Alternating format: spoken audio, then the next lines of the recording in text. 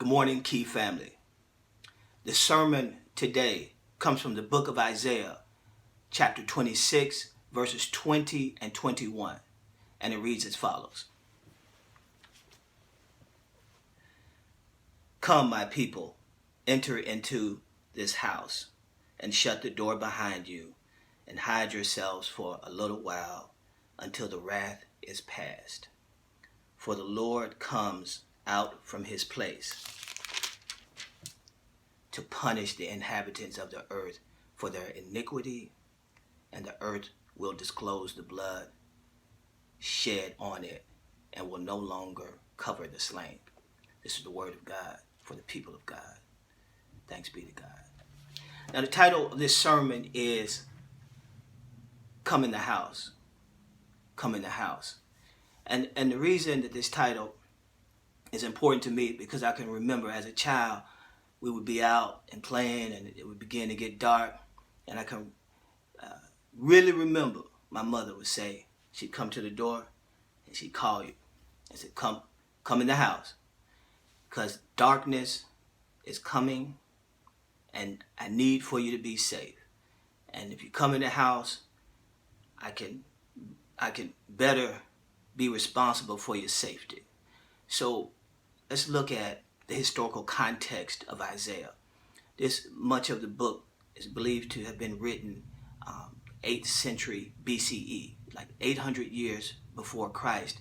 But much of it was actually written when Israel went into Babylonian captivity with Nebuchadnezzar.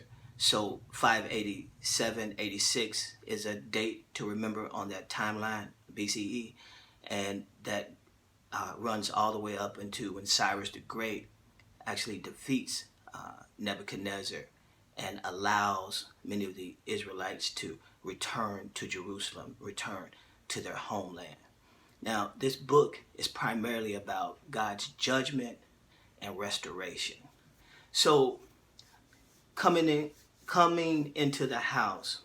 So the 3 points I want to hit are, one is this idea that there is an apocalyptic kind of events that are taking place. And apocalypse is that things will never be the same. So we look in the book of Daniel, it's an apocalyptic literature. So it's actually a reset. And with this coronavirus, and you think about even when you go to grocery stores and just do the most basic of needs and these shields that are being placed up, and even how we're depending on technology, I don't think we'll ever return to business as usual. And so this is apocalyptic in a way that there is a huge change that is taking place. And as a result of this, the way we sociologically come together will be different. But I don't mean that it's apocalyptic and that it's doom and gloom.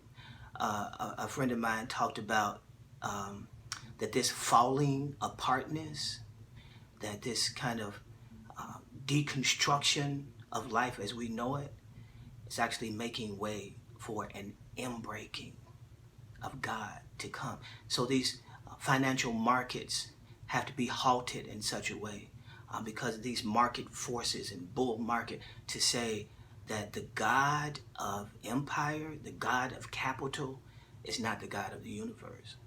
And our money can't even save us from this. It's interesting that this corona has everything to do with your respiratory, with one's breath. In the Hebrew Bible, we talk about ruach, which is the actual breath of God. In the Greek, we talk about pneuma.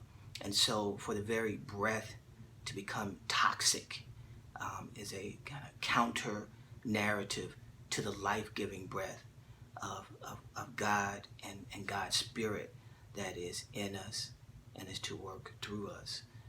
So we really can look at just what that means, particularly in light of medical science. And it's too easy to say that this is a curse from God, right?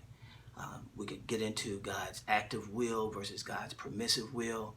And we can also even think about how some of this could have even be as a result of human activity. And so while all those things are on the table, we want to think about, because we know that right now, separating ourselves, coming into the house, and waiting is the best thing we have. So point two is, what do we do while we wait? And this is something we just have to sit with. And we have designed our lives primarily that we never have to sit with anything, particularly sitting with maybe some experiences that we have not resolved, with some trauma that has not been addressed, and that we just go over the top through our economic success, through our social success, and even this Western kind of Christian idea from glory to glory to glory, and saying, no, this is a time to lament, to grieve, and to say how lonely sits the city. Right? And so there's even room for despair. But the despair isn't despair for the sake of despair. It's a grieving, and it's a communal kind of saying, this is a bad place, but it ultimately says, but God. And that we believe in a God who has brought us through, who has brought our ancestors through, and who will bring us through. And that we use wisdom and all what the Enlightenment and empirical evidence has made available to us against the backdrop of our faith, right? So sitting with ourselves can be more frightening than Corona, because here we are, quarantined, exiled, just like the children of Israel, exiled, even some cases in captivity, forbidden to leave our houses. And I think these measures are warranted because of how irresponsibly many are behaving around. It's not just me, but what I transmit to you. And just, I could be a carrier. Just being more responsible and sitting with ourselves and the darkness that can be frightening. King talked about a darkness that is darker than 1,000 midnights. What does it take for us to search the interiority of our being? I've been taking this time to search my own hauntings and what fears that I have not even acknowledged. And it's been a difficult and yet very deeply rewarding time. The third thing I want to talk about is, let's just really look at what this means for us moving forward. So this thing about safety and this illusion that we had that there were some people who were safe. And so now we have a pandemic, right? Now poverty was a pandemic prior to this. You all know I live in North Nashville.